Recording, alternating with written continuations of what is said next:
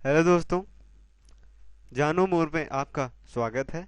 आज हम जानेंगे कि गॉड पार्टिकल क्या होता है।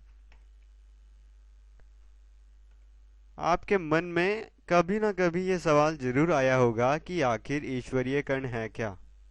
ईश्वरीय कण का मतलब बहुत से और भी नाम हैं, जैसे हिग्स बोसोन। वास्तविक नाम इसका यही है, और गॉड पार्टिकल भी कहते हैं ईश्वरीय कण।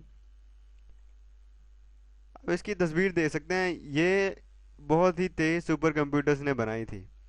ये तस्वीर इस बारे में है कि जो हिग्स बोसोन है उससे जो दूसरे कण हैं जैसे फोटोन किस प्रकार से इंटरेक्ट करते हैं।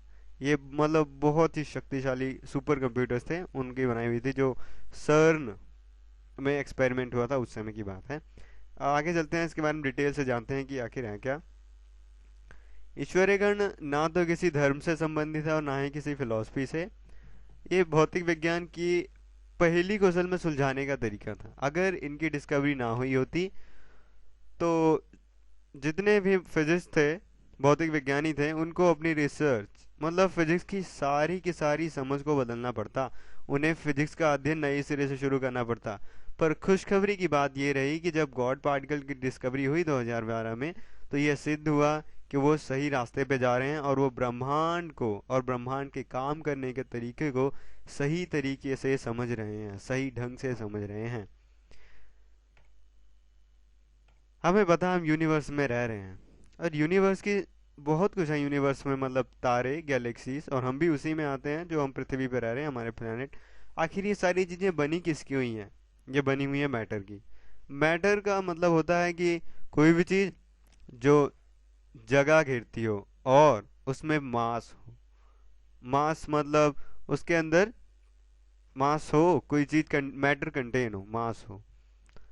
पर ये मैटर मतलब आपके आसपास की सारी चीज़ें मैटर ही कही जाएंगी। जिस कुर्सी पर आप बैठे हैं, जो स्मार्टफोन आपके हाथों में है, जो डेस्कटॉप स्क्रीन आपके आगे है, क्योंकि ये सारी चीज़ें जगह घेर रही हैं। ये सारी चीज़ें जगह घेर रही हैं और इनका मास है। पर ये मैटर मतलब जिससे सारी चीज़ें बनी हुई हैं, ये मैटर किसका बना हुआ है? ये बना हुआ है एटम का, परमाणु। मतलब परमाणुओं के मिलने से परमाणुओं के मिलने से मैटर बना, और मैटर के मिलने से आप सबके मतलब सारी चीजें बनी हुई हैं। अब परमाणु में आप कण देख सकते हैं, इसमें कणों की संख्या 3 देख सकते हैं। पहला इलेक्ट्रॉन, दूसरा प्रोटॉन, तीसरा न्यूट्रॉन।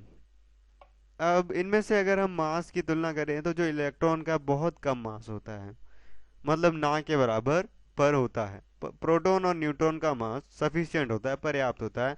और एटम का जो मास होता है ये इन दोनों को जोड़ के बराबर ही होता है। जैसे यहाँ पे इसका मास आप देख सकते हैं 6 होगा, क्योंकि तीन तीन न्यूट्रॉन दिख रहे हैं और 3 प्रोटॉन दिख रहे हैं। पर अगर हम प्रकाश कण के बारे में देखें, प्रकाश कण, तो वो किसका बना हुआ है? प्रकाश कण असल में एटम का नहीं बना हुआ, वो बना हुआ फोटोन का, और फोटोन का मास ही नहीं होता।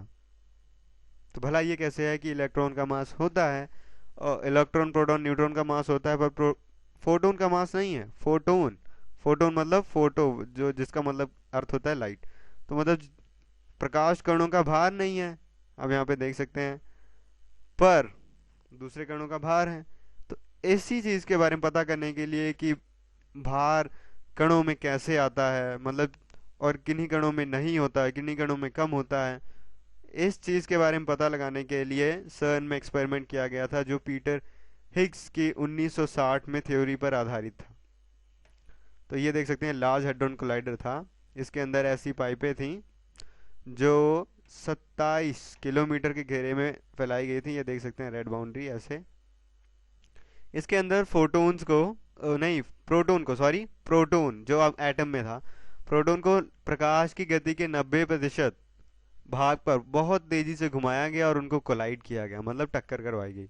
तो इस तरह से सुपर कंप्यूटर ने ये इमेज बनाई, आकृति बनाई। तो मतलब ये जो हिग्स फील्ड, अब हम हिग्स फील्ड और हिग्स बोसोन का हम चर्चा करते हैं। असल में हिग्स फील्ड पूरे ब्रह्मांड में फैला हुआ है, और ये एक नॉन जीरो वैक्यूम है, मतलब यहाँ मास है ही नहीं। और हिग्स फील्ड में हिग्स बोसोन होते हैं, और उनसे प्रतिक्रिया करने पर, मतलब इंटरेक्ट करने पर, कई कण मास ले लेते हैं जबकि कई कण नहीं ले लेते हैं। तो इन्हीं हिग्स बोसोन को ही गॉड पार्टिकल कहा जाता है। अब जैसे ये पार्टिकल, सारे पार्टिकल्स का मॉडल है स्टैंडर्ड पार्टिकल मॉडल। अब यहाँ देख सकते हैं आप, ये क्वार्क्स हैं, सॉरी, क्वार्क्स जो हरे रंग के हैं ये एलिमेंट्री पार्टिकल, और इनके मिलने से ही बाकी सारे पार्टिकल मिले हुए हैं। जैसे कि आप दो बारी ये यू कण है जो इसे अप क्वार्क बोलते हैं, और एक बारी डाउन क्वार्क को मिलाएंगे तो न्यूट्रॉन बनेगा, जो मैंने आपको पहले दिखाया हुआ था एटम के मॉडल में। तो अब इनमें से अगर हम देखें, सबसे जिनका मतलब सबसे कम मास है वो इलेक्ट्रॉन का है, और सबसे ज़्यादा मास अगर किसी का है तो वो टॉप क्वार्क का, ये टी, आप देख सकते हैं यहाँ पे टी। तो ये जो टी है, और इलेक्ट्रॉन का जो मास है वो 300 गुना के फैक्टर से मतलब प्रभावित है। मतलब इलेक्ट्रॉन का मास टॉप क्वार्क के मुकाबले 3 लाख, सॉरी 300 नहीं, 3 लाख गुना कम है, 3 लाख गुना कम है।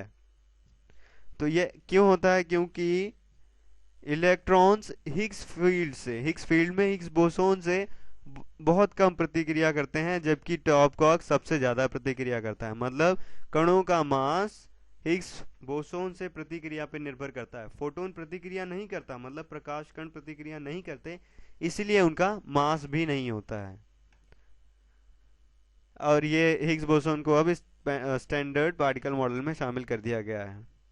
अब हिग्स बोसोन का मतलब महत्व यही है कि अगर हिग्स बोसोन नहीं होते तो यूनिवर्स भी नहीं हो सकता, क्योंकि जब चीज़ों का मास ही नहीं होगा तो उनमें गुरुत्वाकर्षण शक्ति नहीं आ सकती है, मतलब ग्रेविटी नहीं आएगी, और जब ग्रेविटी नहीं आएगी तो कोई भी चीज़ टिक ही नहीं सकती यूनिवर्स में, मतलब उसका अस्तित्व नहीं हो सकता।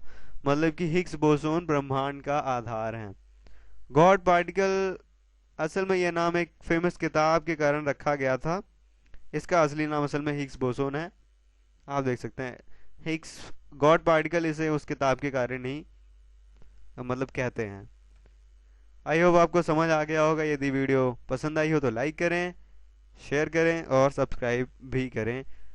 जानो मोर पे हम आपके लिए ऐसी वीडियो लाते रहेंगे। कोई भी सवाल है आपके मन में वो हमसे पूछें, हम उसका जवाब आपको अवश्य देंगे।